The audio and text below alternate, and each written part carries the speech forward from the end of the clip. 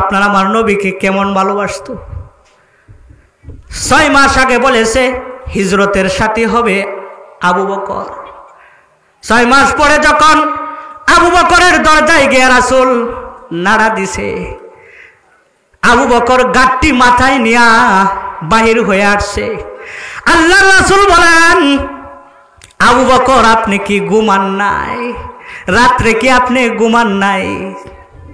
আল্লাহ রাসূল সাল্লাল্লাহু আলাইহি সাল্লামের জবাবে বলে, আল্লাহ রাসূল গো শুধু আজকে ঘুমাই না তা না, আপনি যে বলেছিলেন 6 মাস আগ থেকে আমি হিজরতের সাথী হব, সেদিন থেকে আমি আবু বকর ঘুমাই না।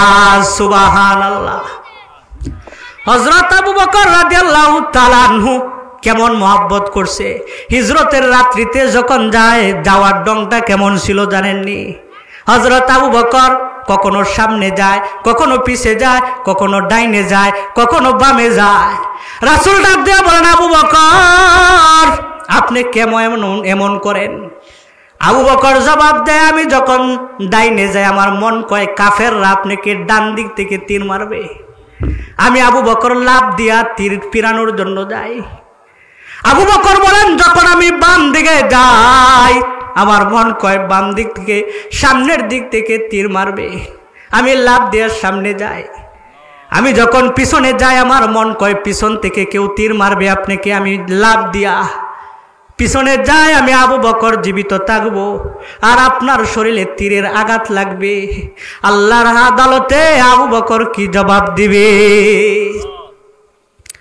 রাসূল সাল্লাল্লাহু আলাইহি সাল্লাম যখন সারে ঘোড়ায় গিয়া পড়ছে, আবু বকর বলেন, আপনাকে আমি এখানে উঠতে দিব না, পায়ে হাইটা উঠতে দিব না। আপনার আবু বকরের এই যে 2টা কান, এটা পালকি, আপনার পালকি। শহরে গুহাটা এত উঁচা, একটা মানুষ যদি উপরে উঠে তাহলে কবুতরের মতো দেখা যায়। আবু বকর বলে, আমার এই 2 কান আপনার পালকি, আপনাকে আমি গাড়ে উঠাইব, গুহায় উঠাইব পালকি হিসাবে। হযরত আবু বকর রাদিয়াল্লাহু তাআলা আনহু বৈশা গেছে, আল্লাহ রাসূলকে নিয়ে উঠছে। বলে, আল্লাহ রাসূল আপনি এখানে দাঁড়ান, আমি গুহাটা একটু পরিষ্কার করি, শেষ করে দিতেছি, আর 1 মিনিট 2 মিনিট লাগবে। আপনি এখানে একটু বসেন, দাঁড়ান, অপেক্ষা করেন, আমি গুহাটা একটু পরিষ্কার করে আসি। আল্লাহ রাসূল আবু বকরকে গুহার মধ্যে আবু বকর ঢুকিয়া গুহাটা পরিষ্কার করিয়া আবু বকরের পাগড়িটা চিরিয়া গুহার মধ্যে যত গর্ত ছিল সব গর্ত বন্ধ করেছে, কিন্তু একটা গর্ত বন্ধ করার মতো কাপড় হযরত আবু বকরের নাই। সেই গর্তের মধ্যে নিজের পা দিছে, পা দিয়া বলেন, আল্লাহ রাসূল গো বিছানা তৈয়ার আসেন, একটু আরাম করেন। আল্লাহ রাসূলকে নিজের রানটা বালিশ বানায়া দিছে।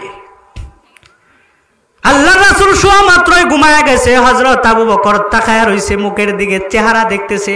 হযরত আবু বকরের 1 নাম্বার কাজ ছিল রাসূলের চেহারা দেখা। চেহারা দেখতেছে, রাসূল ঘুমায়া গেছে, আবু বকরকে সাপে কামড়াইতেছে।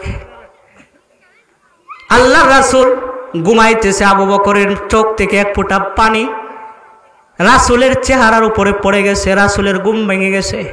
রাসূল ডাক দিয়ে বলেন, আবু বকর কেন কান্দেন, কি হয়েছে? আবু বকর বলে, সাপে কামড়াইতেছে। বলে, কোথায়? পায়ের মধ্যে সাপে কামড়াইতেছে। আল্লাহ রাসূলের লালা মুবারক আবু বকরের পায়ের মধ্যে লাগায়া দিছে, সাথে সাথে বিষ পানি হয়ে গেছে। সুবহানাল্লাহ। এই গর্তের থেকে একটা আজদা বাহির হয়ে আসছে, একটা সাপ বাহির হয়ে আসছে। আয়েশা রাসূলকে সালাম দেয় আর বলে, গো আল্লাহ রাসূল। আল্লাহ রাসূল প্রশ্ন করে, আল্লাহ রাসূল বলে, জালেম কোথাকার, আমার আবু বকরকে কেন কামড় দিছ? সাপ জবাব দেয়, 100 বছর আগে তাওরাতের 10 দিয়ে যাইতেছিলাম, তখন শুনেছিলাম শেষ নবী এই গুহার মধ্যে অবস্থান করবে। 100 বছর ধরে এই গুহার মধ্যে থাকি, কায়া না কায়া। আর কত দরজা বানায় রাখছি, যেখান দেখ দিয়ে কাছে হয় একটু দেখব, যেখান দেখ দিয়ে কাছে হয় সেই দেখ সেখান দেখ দিয়ে বাহির হয়ে আপনাকে একটু দেখব, কিন্তু আপনার আবু বকর আমাকে দেখতে দেয় না। এই জন্য কামড় দিছি। আল্লাহ রাসূল গো, আপনি আমাকে মাফ করে দিবেন।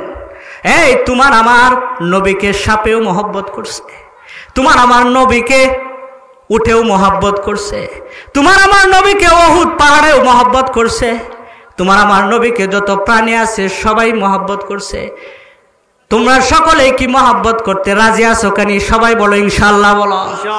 আল্লাহ তাআলা এই কথাটাই বলেন, কুল ইন কুনতুম তুহিব্বুনাল্লাহা ফাত্তাবিউনি ইউহিব্বুকুমুল্লাহ ওয়া ইয়াগফির লাকুম যুনুবাকুম ওয়াল্লাহু গফুরুর রহিম। আল্লাহ তাআলা বলেন, নবী গো আপনি জানায়া দেন, কেউ যদি আমি আল্লাহকে ভালোবাসতে চায়, আপনাকে যেন মহব্বত করে, আপনার অনুসরণ যেন করে, আপনাকে অনুসরণ করবে, আমাকেই ভালোবাসা হবে, আমি তাকে ভালোবাসবো। ইয়াগফির লাকুম যুনুবাকুম, তার জীবনের সব গুনাহ মাফ করে দিব।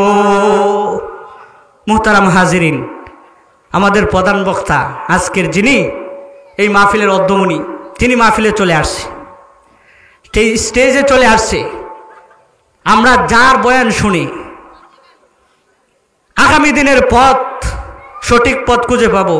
তিনাকে বসায় রাইকা আমার আর কথা বলবো না, আর তিনাকে বসে রাখি। তিনি অনেক দূরের, আমি আপনাদের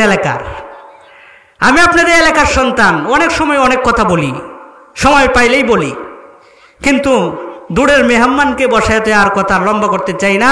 আল্লাহ তাআলা আমাদের সকলকে, সর্বপ্রথম আমাকে এবং আপনাদের সকলকে সেই কথার উপর আমল করার তৌফিক দান করুক। ওয়া আখিরু দাওয়ানা আনিল হামদুলিল্লাহি রাব্বিল আলামিন। আসসালামু আলাইকুম ওয়া রাহমাতুল্লাহি ওয়া বারাকাতুহু।